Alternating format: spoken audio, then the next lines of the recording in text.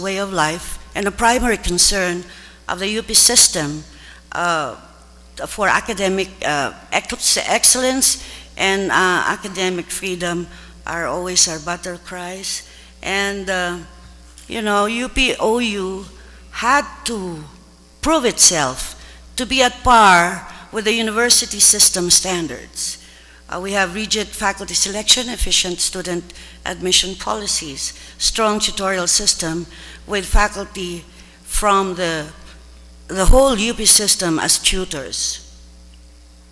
There is automatic assessment system, which is immediate feedback on the quality of materials, course design, and course guide, reflecting faculty and the quality of their tutorials. And as we started, we right away went with what we call as OASIS, the Office of Academic Support Services, on the creation of the quality circles per course composed of subject matter specialist, subject matter editor, and we have also language editors and media specialists in the production of printed materials. And we created the Multimedia Center for the video productions, audio, CDs, interactive materials like CD-ROM, and learning objects in creation of learning objects. And my portal is the information management systems that received the award of one of the top 10 practices in digital applications in ADOC, which is the APEC Digital Opportunity Center Conference. And our online delivery moved from, the IVLE stands for Integrated Virtual Learning Environment, and we have moved to Moodle, which is a free source. And we are now designing a combination of platforms, but we're always interested in open systems, or in other words, free. And as we move to online delivery, faculty must be well trained, must be well versed in interactivity and linking e-materials from e-libraries for resource-based generated course designs. And for quality assurance of program offerings, there is a process of review that is regularly implemented.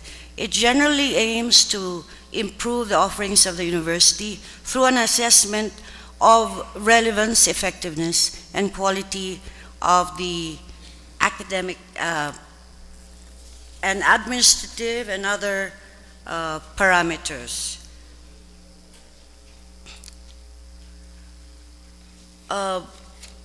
In this quality assurance of program offerings, it hopes to assess the following: relevance, competitiveness, and sustainability of programs, effectiveness of courses, course materials, and course design and delivery modes, and effectiveness of the faculty, and quality of the policies, management procedures, and other processes, and overall contribution of the program in fostering academic excellence, widening access to quality education, and betterment of tertiary education through open and distance learning. And here, in revisiting our program offerings, each faculty constitutes its own committee for QA. And I just borrowed from them this one, which is coming from Faculty of Management and Development Studies. And this is the framework they're using. And of course, the parameters would be the program curriculum, course materials, course design and delivery, faculty, students, academic policies, program management, and problems and solutions and directions. And you have those, you have relevance, effectiveness, quality, and sustainability to, I'm sorry for that, it sounds Italian, contribute on the academic excellence and access to quality education. And it fell off my slide.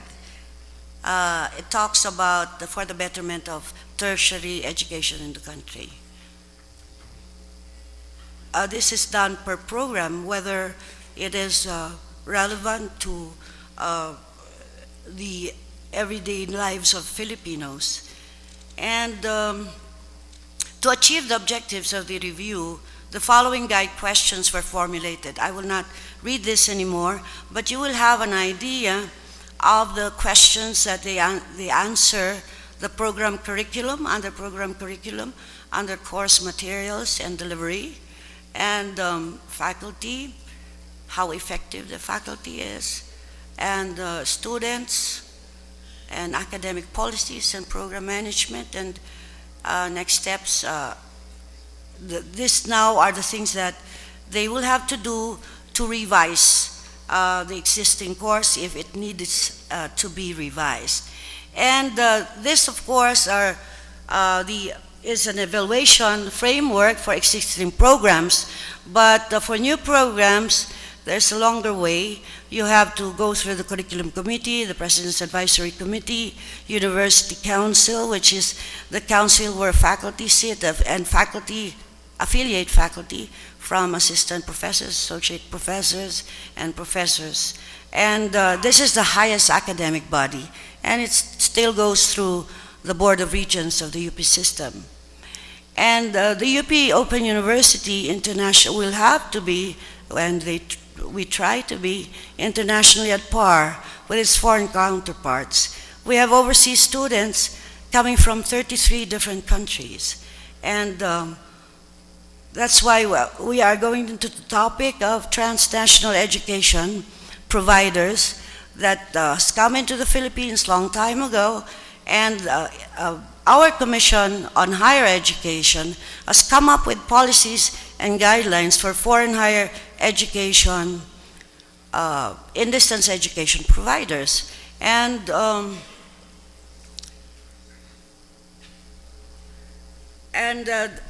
this was in 2005, and actually our Commission on Higher Education recognizes globalization and liberalization of trade and services, and welcomes foreign degrees and certification, and shall protect, and on the side of monitoring and evaluation, it shall protect all citizens and push for assurance of quality and affordability. So they are looking for an affordable, borderless education. I just want you to see that what we call as FHEP has been classified. You can offer courses and programs. Actually, the schools can do that on their own without a local partner. So that is the number one category, without a local representative or partner. And also, you can offer programs with the local or partner. And there is distance education programs offered jointly by the FHEP and the Philippine higher education institutions. And of course, the franchise, the fourth type is the franchisee. So we also have that. And so I'll skip that. And I would like to end my talk by looking into some collaboration areas that we might want to go into, and we are excited to go into with you, is an accreditation system to combat the proliferation of distance education service providers that are not university or higher education based, but present themselves as recognized education institutions for higher learning.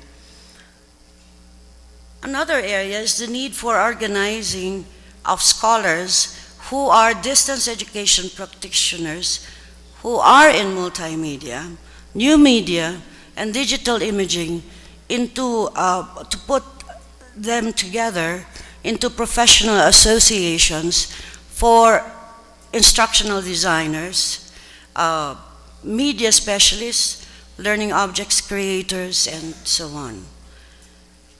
And the need for universities to leapfrog into the future and see the potential of online delivery and consider the implications of Web 2.0, as we have been talking about for the past days. If our academic institutions will not address this today, knowledge centers that are solely commercially driven will flood the DE environment and may erode the years of investment in the good reputation that open and distance learning painstakingly gained through its many years of existence. The establishments of centers of digital learning in our universities to create strong research agendas that include the studies on use of technologies for distance teaching and learning, pedagogies, andragogies, and methodologies with academic rigor and scholarship. And we have also come up with a program that is Masters in Distance Education that really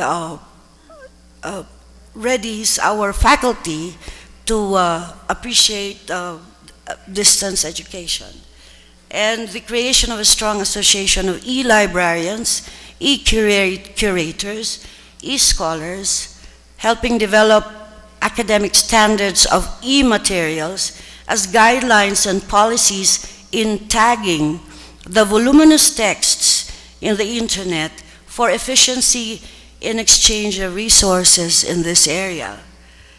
And as there is a strong potential of harnessing voices and images of transnational intellectuals and scholars backed up by their well-researched materials, be produced and turned into podcasts and multimedia for broadband as sharing texts, we will see the birth of transnational intellectuals as superstars, mainstreaming well-produced and research materials as the contributions of the universities to the community and to the world.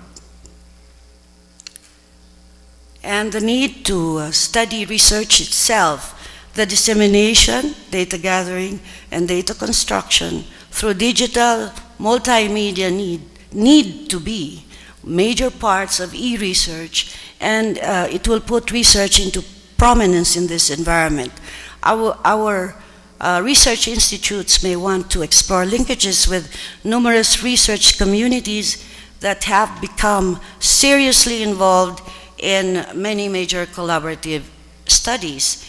And of course, lastly, the need to study concepts of intellectual property rights, royalties, and copyright in an environment with very open and collaborative creation of text. The concept of authorship in this digital age is indeed a thick discourse by itself. Thank you very much.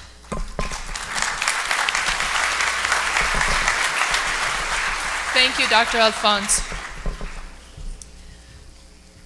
The next person on our program is Fred Barraza from the African Council of Distance Education.